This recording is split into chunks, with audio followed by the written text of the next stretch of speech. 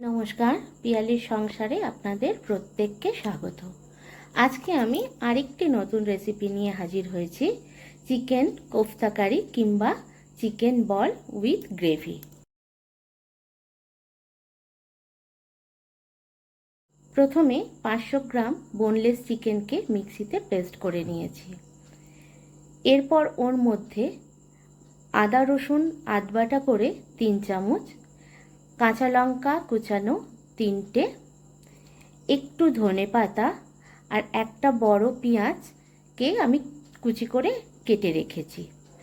এরপর গুঁড়ো মশলার মধ্যে গোলমরিচ গুঁড়ো 1 চামচ, নুন স্বাদ মতো, হলুদ পরিমাণ মতো 1 চামচ, লঙ্কা গুঁড়ো 1 চামচ, গরম মশলা 1 চামচ, একটা ডিম ফেটিয়ে আমি দিয়েছি, আর 3 চামচের মতো ব্রেড ক্রাম্বস নিয়েছি।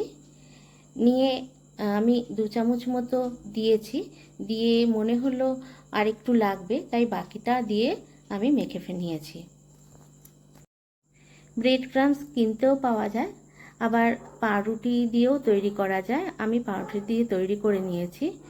পাউরুটির সাইডগুলোকে কেটে চারদিকটা ওর পর মিক্সিতে দিয়ে গুঁড়ো করে নিলেই ব্রেড ক্রাম্বস।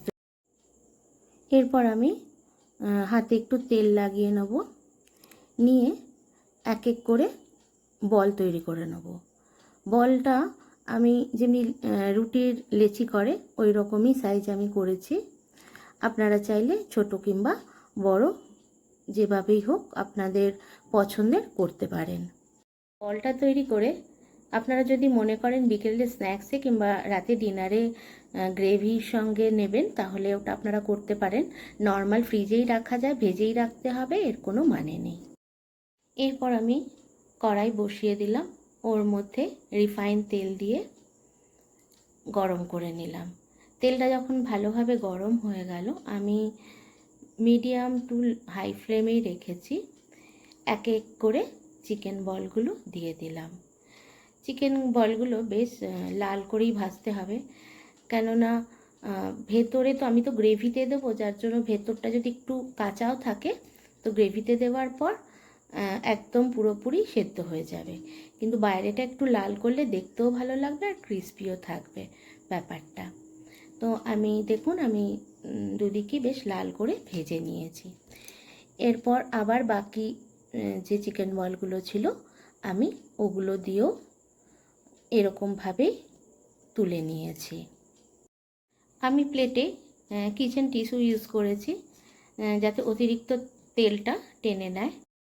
এরপর আমি একটা জারে একটা গোটা পেঁয়াজ বড় সাইজের, একটা টমেটো আমি কেটে নিয়েছি, আর 25 গ্রাম মতো কাজু আর 2 চামচ মতো টক দই দিয়ে একটা পেস্ট তৈরি করে নিয়েছি।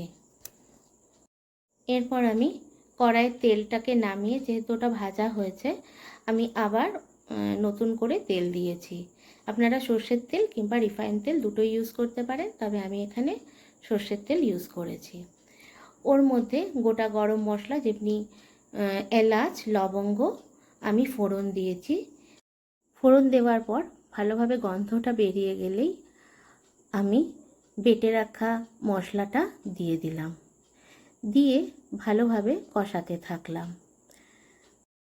কয়েক সেকেন্ড কষানোর পর আমি একে একে অন্যান্য মশলাগুলো দিতে থাকলাম, যেমন আদা রসুন বাটা 2 চামচ ছোটো চামচের, 1 চামচ জিরে গুঁড়ো, 1 চামচ লঙ্কা গুঁড়ো, 1 চামচ হলুদ গুঁড়ো, আর কালারের জন্য 1 চামচ কাশ্মীরি লঙ্কার গুঁড়ো।